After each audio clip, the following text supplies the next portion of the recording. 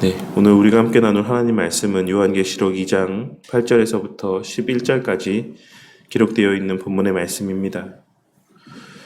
우리는 지난 시간까지 에베소 교회를 향한 예수님의 말씀의 의미를 함께 살펴보았습니다.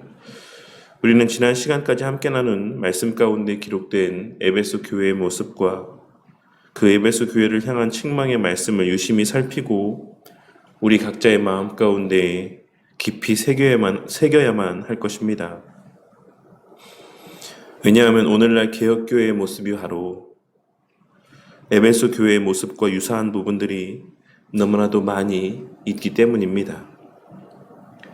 오늘날 개혁교회는 진리를 파수함과 외적인 신앙의 열심과 그 모습의 발음에 있어서는 그 누구도 따라올 수 없을 만큼의 독보적인 면이 있는 것이 사실이지만 그에 비하여 예수님의 사랑에 대한 뜨거움과 그로 말미암은 따뜻함과 포용의 모습은 찾아보기 힘든 것이 사실입니다. 진리를 파수하는 데 집중하느라 누가 혹시 잘못한 것이 없는지를 찾는 것에 있어서는 그 누구 못지않은 열심들이 있지만 그 자신이 하나님께 받은 사랑에 대한 깨달음이나 그로 말미암는 겸손함에서 비롯된 포용과 용서 그리고 섬김과 온유함의 모습은 찾아보기가 쉽지 않은 것이 사실인 것입니다. 그리고 오늘날 개혁교회에 대한 환상과 기대 가운데 그러한 개혁교회들로 발걸음했던 수많은 이들이 받게 되는 개혁교회에 대한 차가운 인상과 경직된 분위기는 바로 그러한 모습으로 말미암는 것이다라고 할 수가 있는 것입니다. 하지만 우리는 교회됨에 있어 정말 중요한 것은 바로 하나님에 대한 사랑이라는 사실을 지난 시간까지 나눈 말씀의 내용들을 통해 깨닫고 명심함 가운데 그 사랑은 하나님께 받은 사랑의 크기를 깨닫게 됨에서 비롯되는 것이고 그 깨달음은 반드시 겸손과 섬김 그리고 용서와 포용과 관용의 모습으로 표출되어질 수밖에 없다라는 사실을 명심하고 살아가야지만 되는 것입니다. 그러니 우리는 에베소 교회의 모습을 반면 교사로 삼아서 진리에 있어서는 타협하지 아니하고 비진리에 속한 악한 말과 행동들을 미워하되 참된 진리를 알지 못하는 자들을 대함에 있어서는 늘 겸손과 또한 넓은 아량으로 그들을 보듬고 품으며 그들을 위하여 기도할 수 있어야지만 되는 것입니다.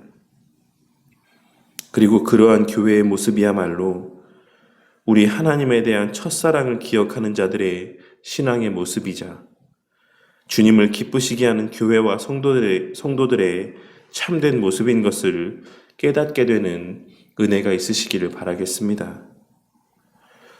이제 오늘은 두 번째로 언급되고 있는 서머나 교회를 향한 예수님의 말씀의 의미를 함께 나누고자 합니다. 서머나 교회가 자리했던 지역은 7 교회들 가운데 유일하게 오늘날까지 그 모습을 유지하고 있는 지역으로 오늘날에는 이즈미르라고 하는 이름으로 불려지고 있는 지역입니다. 서머나는 항구 도시로서 당시 에베소나 버가모와 함께 물질적으로 상당히 부유하고 번성했던 도시였으며 그와 동시에 대부분의 항구 도시가 그러하듯 종교적, 윤리적으로 매우 문란한 도시 가운데 하나였습니다. 그리고 특별히 이 서머나는 주후 70년 로마 장군 티투스에 의하여 예루살렘이 함락된 이후에 그 예루살렘에 거하던 상당수의 유대인들이 이주해 와서 정착하고 살았던 지역으로서 예루살렘에서 이주해온 유대인들은 회당을 중심으로 자신들의 세력을 구축하고 로마 정부와 힘을 합해 교회와 성도들을 극심하게 핍박하고 박해하였던 지역이었습니다. 그리고 우리는 그와 같은 사실을 9절에 기록된 자칭 유대인이라 하는 자들의 비방도 알거니와 실상은 유대인이 아니요 사단의 회당이라 라고 하시는 예수님의 말씀의 내용을 통해 확인할 수가 있는 것입니다. 그리고 그러한 유대인들과 로마 정부의 극심한 핍박과 박해 가운데 요한 사도의 제자이자 서머나 교회의 초대 감독이었던 폴리갑도 다른 성도들과 함께 순교를 하게 되었습니다. 서머나 교회와 성도들은 그들이 위치한 도시의 부유함과는 별개로 참되고 바른 신앙을 지키기 위해 극심한 고난과 궁핍함을 감내했던 교회였습니다. 그렇기에 그들을 향한 예수님의 처음이며 마지막이요 죽었다가 살아나신 이가 이르시되 라고 하시는 예수님의 이 말씀은 당시 서머나 교회 성도들의 귀에 오늘날 우리가 느끼는 것 이상의 감격과 위로와 기쁨으로 들렸을 것이 분명합니다. 예수님께서는 날마다의 삶 속에서 매 순간 죽음의 위협 가운데 노출되어 살아가는 당시 서머나 교회 성도들에게 그리고 여러 활동의 제약을 받고 극심한 핍박과 또한 박해 가운데 불합리한 대우 가운데 궁핍함으로 살아가고 있었던 서머나 교회 성도들에게 모든 일의 시작이요 마침이 되시며 죽음의 권세마저도 이기신 그 자신에 대하여 증거하심으로 서머나 교회 성도들을 향해 죽음의 위협 앞에서도 흔들리지 말 것과 그들의 그와 같은 궁핍하고 고난 가운데 있는 신앙의 모습들이 결코 아무 의미 없는 무가치한 헛된 수고의 삶이 아닌 진정으로 가치 있고 의미 있는 삶이라고 하는 사실을 또한 진정으로 부유한 자들의 삶의 모습인 것을 말씀하시며 확신시켜 주고 있으신 것입니다. 예수님께서는 10절에 기록된 10일 동안 환난을 받으리라 라고 하시는 말씀을 통해 두 가지의 사실을 증거하고 있으신데, 첫째는 그러한 그들을 향한 핍박이라고 하는 것은 그들의 기대나 바람과는 달리 앞으로도 계속될 것이다 라고 하는 사실과, 그럼에도 불구하고 그 핍박과 고난은 반드시 그 끝이 존재한다라고 하는, 그 고난은 한시적인 고난이라고 하는 사실에 대한 내용을 증거하고 있으신 것입니다. 그리고 우리는 이를 통해서도 오늘날 유행하는 기복주의적인 신앙이 기록된 하나님의 말씀과 얼마나 반대되는 모습인지를 분명하게 확인할 수 있는 것입니다. 우리는 오늘 말씀을 통해 우리가 하나님의 말씀대로 순종하며 살아가기 위해서는 반드시 세상에서의 여러 가지 힘듦의 시간들을 맞닥뜨리게 될 수밖에 없다라는 사실을 다시 한번 발견할 수 있을 것이라고 생각을 합니다. 당시 서머나 교회 성도들은 교회를 다니고 예수님을 믿는다라고 하는 이유로 모든 사회생활에 있어서의 불이익을 받았으며 육체적인 고난과 고통까지 감내해야지만 되었습니다. 비록 오늘날을 살아가는 우리들은 교회를 다니고 예수님을 믿는다라고 해서 당시에 서머나 교회 성도들과 같은 실제적인 삶에서의 불이익이나 핍박을 받으며 살아가고 있지는 않지만, 그럼에도 불구하고 하나님의 말씀대로 순종하며 살아가는 삶이라고 하는 것은 반드시 세상의 요구나 그 가치와의 부딪힘을 경험하며 살아갈 수밖에 없다라고 하는 사실을 우리는 오늘 말씀의 내용을 통해서도 깨달을 수 있어야지만 되는 것입니다.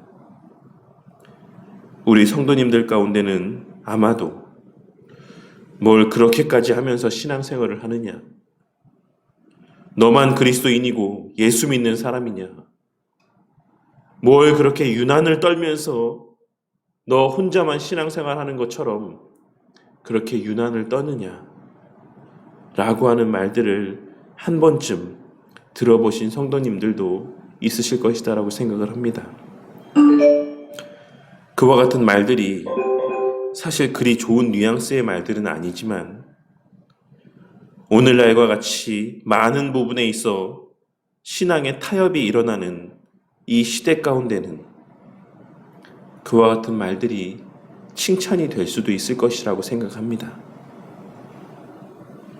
우리는 오늘날 신앙의 삶을 살아가며 무슨 희생을 감내하며 신앙의 삶을 살아가고 있습니까? 하나님의 말씀 때문에 그 말씀 가운데 순종하기 위하여 하나님을 기쁘시게 하기 위하여 주의 말씀대로 순종하는 삶을 살기 위하여 어떤 불이익을 감내하며 신앙의 삶을 살아가고 우리의 신앙을 지키기 위한 어떤 열심들 가운데 살아가고 있습니까?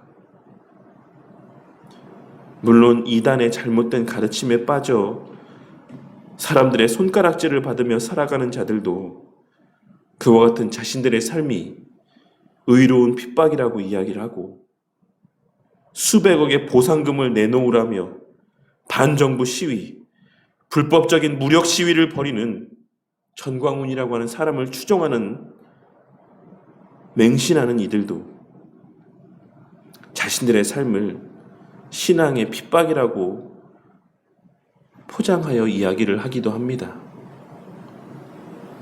하지만 그들의 그러한 모습들 가운데 한 가지 우리가 주목하고 마음 가운데 새겨야 되는 것은 그들이 믿고 신뢰하는 억지 주장들보다 우리 하나님께서 친히 우리 가운데 계시해 주시는 참된 진리가 우리의 삶 가운데 더 많은 영향력을 발휘해야 되는 것이 마땅하다라는 것입니다. 비록 그들과 같이 과격하고 비이성적으로 그 믿음과 신뢰가 표출되고 증거되어서는 안 되겠지만 그들 못지않게 목숨을 걸고 열정적으로 우리가 믿는 바를 행할 수 있는 신앙의 열심의 모습들이 우리 가운데 있어야지만 되는 것이며 우리 주님께서는 10절에 기록된 내가 죽도록 충성하라. 내가 죽기까지 충성하라. 내가 목숨을 걸고 충성하라. 라고 하시는 말씀을 통해 우리 각자에게 그러한 삶을 요구하고 있으시다라는 것을 깨닫고 명심해야지만 되는 것입니다. 왜냐하면 우리 하나님과 그 하나님의 말씀의 가치가 이 세상의 그 무엇과도 비교할 수 없을 만큼 귀하고 가치 있는 것이기 때문입니다. 오늘날 돈을 벌기 위한 사람들의 열심은 상상을 초월하는 수준이라고 정도라고 할 수 있습니다. 그리고 그 열심들은 사람들로 하여금 불법적인 일들까지도 서슴없이 행하게 할 정도로 수많은 사람들을 잘못된 길로 이끌어갈 정도로 사람들의 삶 가운데 큰 영향력을 발휘하는 것을 보게 될 때가 많이 있는 것입니다. 썩어 없어질 물질의 부요함을 위한 사람들의 열심도 그 정도인데 우리의 하나님에 대한 부요함, 영적인 부요함을 위한 우리의 열심이 그보다 못하다는 것이 말이 되는 것이겠습니까?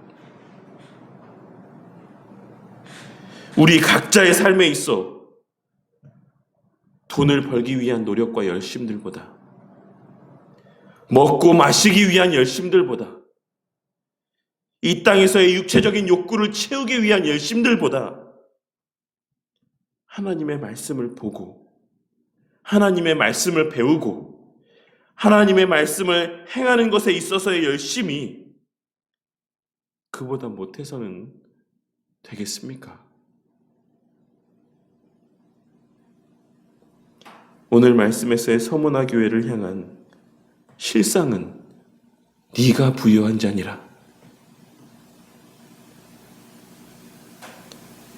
실상은 네가 부여한 자니라.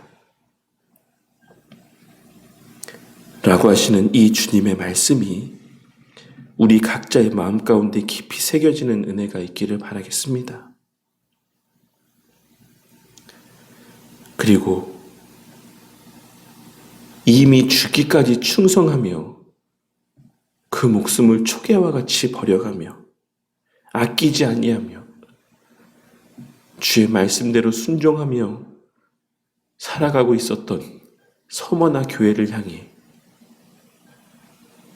죽도록 충성하라고 말씀하고 있으신 그 주님의 말씀의 의미가 우리 각자의 마음 가운데 깊이 새겨지는 은혜가 있기를 바라겠습니다.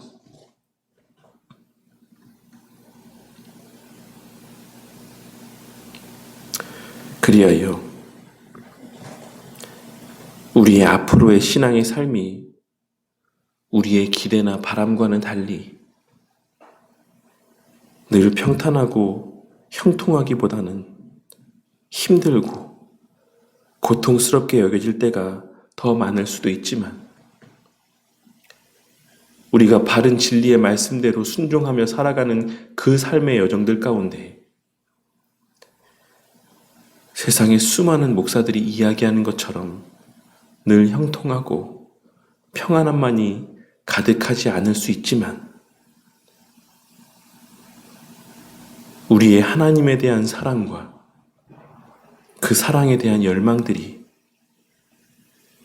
그 영적인 부요함에 대한 소망과 바람들이 우리의 이 땅에서의 그 신앙의 삶 가운데 하나님 앞에서의 죽기까지 충성하는 모습으로 증거되어지는 또한 그와 같은 모습들을 하나님 앞에 세상 앞에 증거하게 되는 원동력이 되는 은혜가 있으시기를 바라겠습니다.